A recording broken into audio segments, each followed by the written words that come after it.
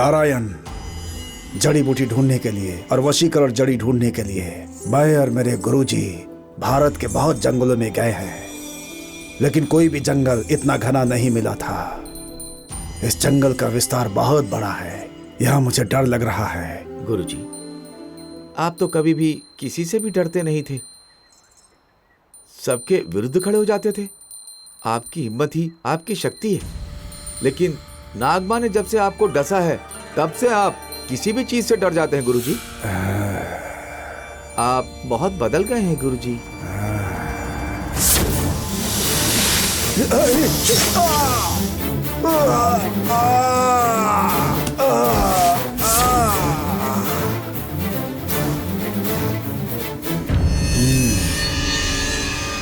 नारायण, तुम जो कह रहे हो सच है। उस नागमां ने जब से डसा है मेरी हिम्मत टूट गई है।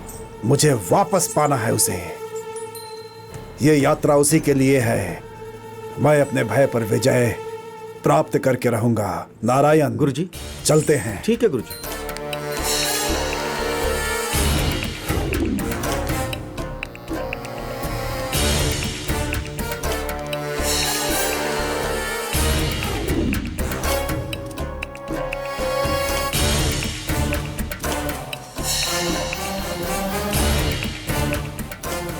देखकर गुरुजी।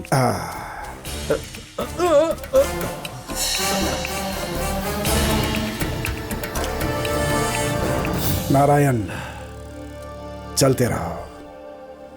गुरुजी, और कितनी दूर जाना है? अभी और चलना है।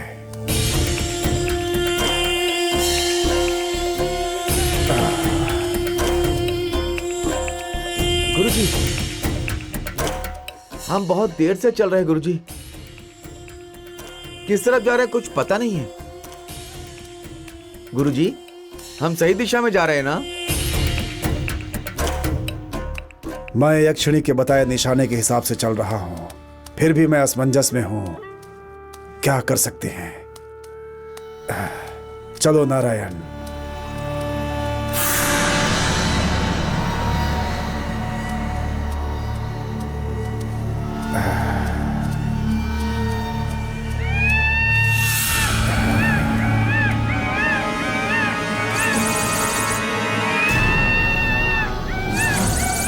नारायण, कोई आवाज आ रही है। चलो छुप जाते हैं।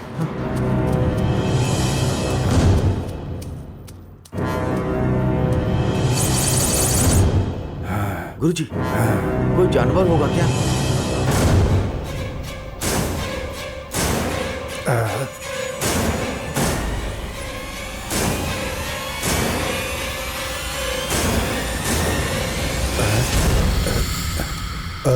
रुकिए।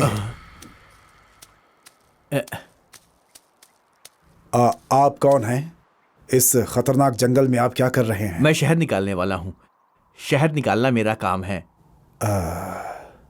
उसी काम से जंगल के अंदर जा रहा हूं। तो आप इस जंगल के बारे में अच्छे से जानते हैं ना? अच्छे से जानते हो? पिछले 18 सालों से मैं इसी जंगल में रह रहा हूं, सब जानता हूं।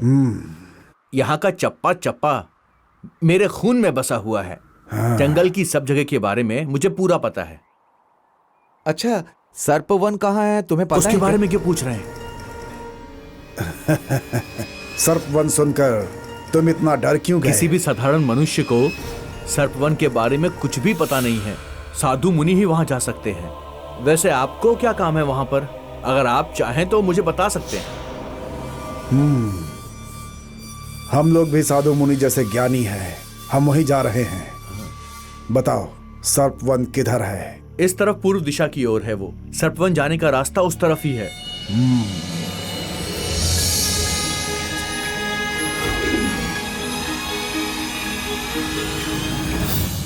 वैसे आप लोग क्यों जा रहे हैं वहां पर? हम वहाँ एक काम से जा रहे हैं, तुम्हें क्यों बताएं? देखिए, बात ऐसी है कि वहां पर सांपों का बहुत बड़ा जंगल है।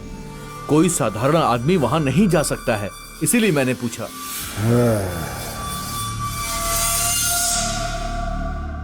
देखो, हम लोग कोई साधारण व्यक्ति नहीं हैं। मार्ग बताने के लिए शुक्रिया। अब तुम जाओ। ठीक है।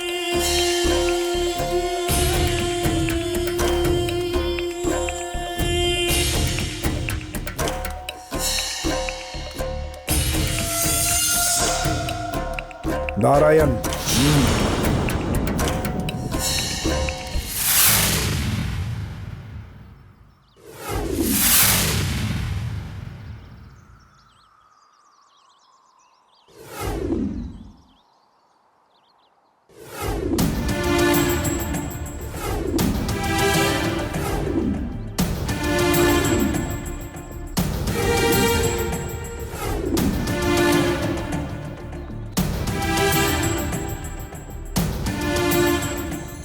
क्या हुआ दिव्यानी, तुमने मुझे बात करने को बुलाया? अब बिना कुछ बोले यहां चुपचाप खड़ी हो तुम। आखिर हुआ क्या? कैसे बताऊं, कुछ समझ नहीं आ रहा शिवा। क्या समझ में नहीं आ रहा? तुम तो कोई भी बात बिना हिचक के कह देती हो ना, तो दिल में जो कुछ भी है साफ साफ कह दो। इतनी उलझन किस बात की है? कैसे बताऊं शिवा,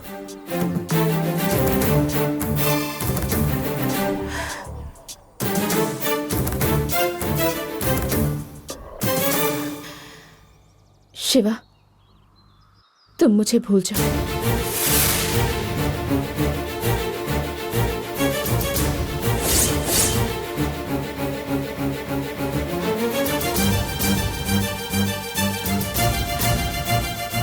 What? ये क्या बोल रही हो तुम? Say it again. शिवा मैंने कहा तुम मुझे भूल जाओ।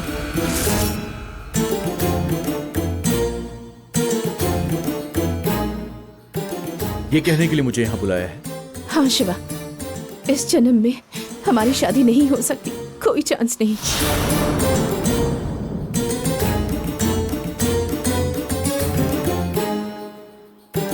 इंतजार करके तुम्हारी जिंदगी बर्बाद हो जाए, मैं ऐसा नहीं चाहती।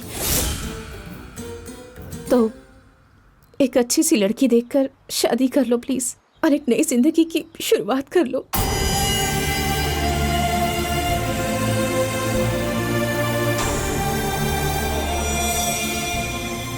मुझ पर बहुत सी जिम्मेदारियां हैं, मेरे रास्ते की बाधा मत बनो। जब मैंने पहली बार प्रपोज किया था तब भी तुमने यही बात की थी। तुम्हारे मन में प्यार होता है लेकिन तुम प्यार ना होने का दिखावा करती हो। आखिर प्यार को क्यों छुपाना? प्यार को एक्सेप्ट करना चाहिए। आज तक मैं यही सोच रहा था कि आगे की जिंदगी मैं तुम्हारे साथ गुजारूंगा। एक बात सुन लो, मैं तुमसे सच्चा प्यार करता हूँ और अब मैं तुम्हें किसी भी तरह नहीं भूल सकता। समझ में आया तुम्हें? शिवा मैं इसलिए कह रही हूँ क्योंकि तुम मूर्तियों को ढूंढने के लिए जा रही हो। 7 मूर्तियों को ढूंढने के लिए कितना समय लगेगा? चाहे जितना भी समय लगे, मैं इंतजार करूंगा। मैं इंतजार इसलिए कर रहा हूं क्योंकि तुमसे शादी करके मैं खुश रह सकूं। बार बार पुरानी बातों को मत दोहराओ प्लीज। ओहो शिवा प्लीज, प्रभा के साथ क्या हुआ तुम्हें पता है ना? उसके बाद भी तुम मुझसे शादी करना चाहते हो, इसका क्या मतलब? उससे एक भूल हुई थी। तुम्हारे गांव में जो कुछ भी हुआ है उसके पीछे एक रीजन है और वो मैं जानता हूं। और हम लोग बिना सोचे समझे कोई भी काम ऐसे नहीं करने वाले हैं। लेकिन वो प्रभा, वो अपना आपा खो बैठा था। प्यार में वो पूरी तरह अंधा हो गया था। लेकिन मैं उसकी तरह नहीं हूं दिव्यानी। तुम्हारे फैसले का मैं पूरा सम्मान करता हूं। एक बार तुम उन मूर्तियों को ढूंढ कर ले आओगी तो इस प्रॉब्लम का हल निकल आएगा और सारे गांव वालों को मुक्ति मिल जाएगी। तब तक तो मैं तुम्हारा इंतजार कर ही सकता हूं ना। तुमसे पहले भी कहा था मैं तुम्हारे साथ चलने को तैयार हूं। अब क्या हो गया दिव्यानी? तुम मुझे क्यों मना कर रही हो? और अगर मूर्तियों को ढूंढते हुए सारी उम्र निकल गई तो? अगर निकल गई तो निकल जाने दो। जो जन्म लेता है उसे एक दिन मरना ही होता है, लेकिन मौत कब आएगी किसी को नहीं पता। प्रभा मर जाएगा क्या आपने सोचा था ये? नहीं ना। प्यार करने वाले किसी भी प्रॉब्लम में साथ नहीं छोड़ते, बल्कि साथ मिलकर प्रॉब्लम का सामना करते हैं। एक बार सोचो, मैंने प्यार किया है और किसी भी कीमत में मैं पीछे नहीं हटने वाला। दिव्यानी, मैं अपने प्यार के साथ ही जीऊंगा, चाहे कुछ भी हो जाए। मैं सच्चा हूं और मेरा प्यार भी सच्चा है। शिवा प्लीज, तुम इस वक्त सिर्फ और सिर्फ अपने बारे में सोच रहे हो। ये तुम क्या कह रही हो दिव्यानी? मैं तुमसे प्यार करता हूँ और यहाँ तक कि हमारे घर वाले भी शादी के लिए तैयार हैं। अपने बेटे की शादी करवाना है, अपने पोता पोती देखने हैं, ऐसी तुम्हारी माँ की इच्छा नहीं है क्या? उनकी खुशियों को, उनकी इच्छाओं को पूरा करना चाहिए, ऐसा तुम्हें नहीं लगता क्या?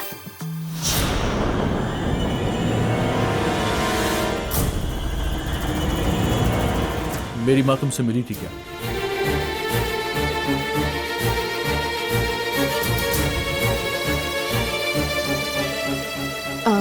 क्यों? तुम्हारी माँ अगर कहेंगी तभी मैं ऐसा सोचूंगी। प्रभा की मौत के बाद से ही मुझे ऐसा लगने लगा। एक बार अपनी माँ की जगह पर रहकर सोचो शिवा, अगर मैं मूर्तियों को ढूंढने गई तो गंगा माँ मुझे नहीं छोड़ेंगी। एक आत्मा का विरोध करके मैं ये काम करने जा रही हूँ और इस संघर्ष में मेरी जान तक जा सकती है। तुम्हारी जिंदगी खतरे में पड़े ये मैं नहीं चाहती। अब बस करो दिव्यानी, तुम जो करने जा रही हो वो एक पवित्र काम है, पर फिर भी उस काम में तुम्हारी जान को खतरा हो सकता है। ये सब जानते हुए भी मैं किसी और से शादी कर लूं, तुमने इस बारे में सोचा भी कैसे? क्या मैं इतना स्वार्थी हूं?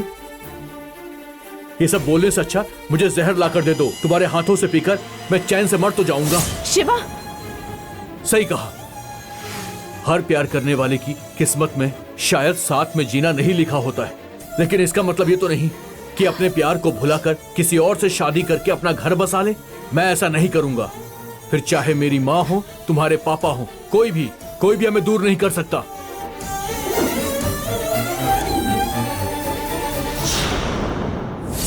शिवा, आंटी आकर मुझसे मिली थी, ये सच है, और उनका ये सोचना और ये डर सही भी है। मैं शिवा की जिंदगी से दूर हो जाऊंगी, ऐसा मैंने उनसे प्रॉमिस किया है। तुम चाहे कुछ भी कह लो, लेकिन अपने मन से तो मैं तुमसे पहले ही दूर हो चुकी हूँ।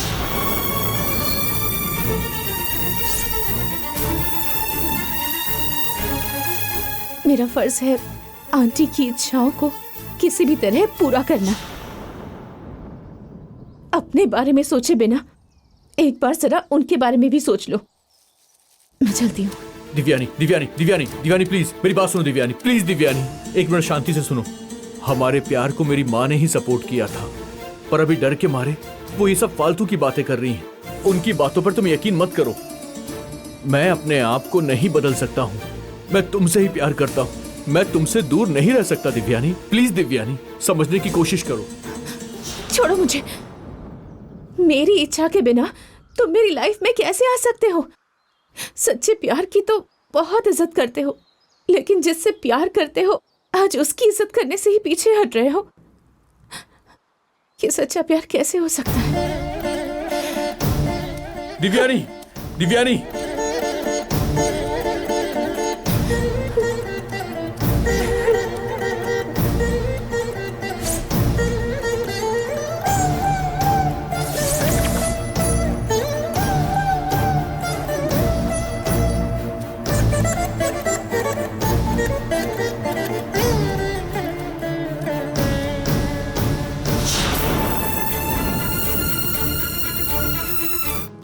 अरे सर इस हालत में देखूंगा ऐसा नहीं सोचा आपकी ये हालत होगी हमने सोचा भी नहीं था।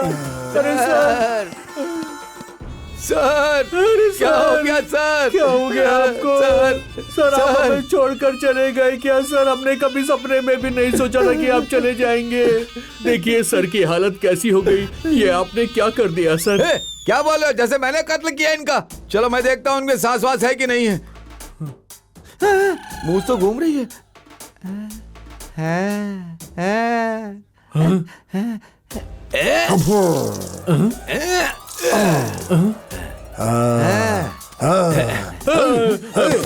होश में आ गए सर आप ठीक तो है ना? चुप! सुनो, जब मेरी जान जा रही थी तो हॉस्पिटल के बजाय मुझे थाने क्यों लेकर आए? सर आपकी जान बड़ी है या आपकी इज्जत? बड़ी बड़ी बातें करता है। मेरी इज्जत बड़ी है। बेइज्जती हो जाए तो मैं जीना पसंद नहीं करता। सर इसीलिए तो यहाँ उठा कर लाए थे। अच्छा इसलिए क्या? इस हालत में आपको हॉस्पिटल लेकर जाता तो आपकी इज्जत का फलूदा हो जाता सर। क्या इज्जत चली जाती, जान चली जाती बात कर रहा है? पागल हो गया है क्या? क्या पागल जैसा बड़बड़ा रहे सर? नीचे झुक कर देखिए ना। मेरी पैंट कहाँ है? सर पैंट ही पहले मिली थी सर। हमारे सर ने बॉडी नहीं मिली तो गलती से उस पैंट को वापस नदी में फेंक दिया। कांस्टेबल इधर आ, इधर आ, इधर आ। बोला नहीं मारूंगा। बॉडी नदी में बह जाएगी, मेरी जान ऊपर चली जाएगी और मेरी जगह तू बैठ जाएगा। इस चेता पांडे की बॉडी स्टील बॉडी है। किसकी हिम्मत है इसे झुका देने की? उस गंगा माँ को तो मैं पकड़ूंगा और उसे चीर डालूंगा। कौन हंसा? कौन हंसा? चुप! नहीं सर, वो हंसा सर, वो हंसा। छोटे, क्यों हंसा रे लुंगी? सर, आपने कितने सारे लोगों को पैंट उतारकर ऐसे चड्डी में बैठाया है ना? आज खुद ही आप ऐसे पैंट उतारकर चड्डी में खड़े हुए हैं। सोचिए कैसा फील हो रहा होगा जब वो लोग पैंट उतारते हैं।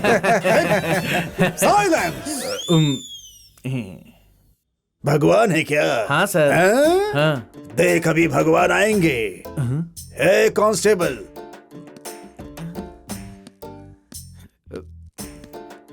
सर, इसके ऊपर कौन सा केस है? छोटी चोरी का केस है सर। छोटी चोरी?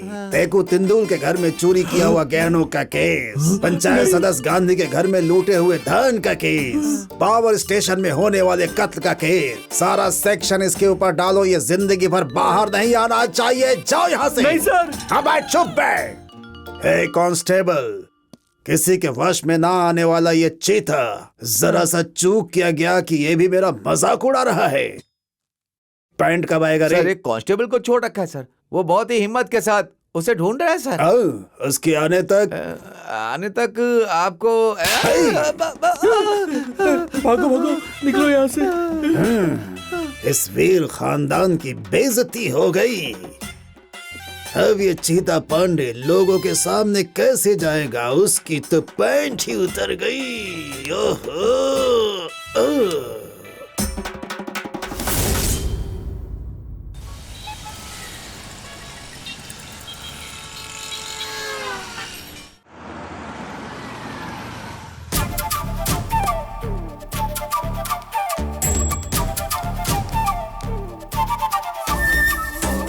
शिवा, शिवा, शिवा, ए, रुक जाओ। मैं तुम्हें बुला रही हूँ तो तुम सुन क्यों नहीं रहे हो? कहाँ चले गए थे? कहाँ थे तुम? शिवा, मैं तुमसे ही पूछ रही हूँ, बोलो। कनकापुर गया था दिव्यानी से मिलने के लिए।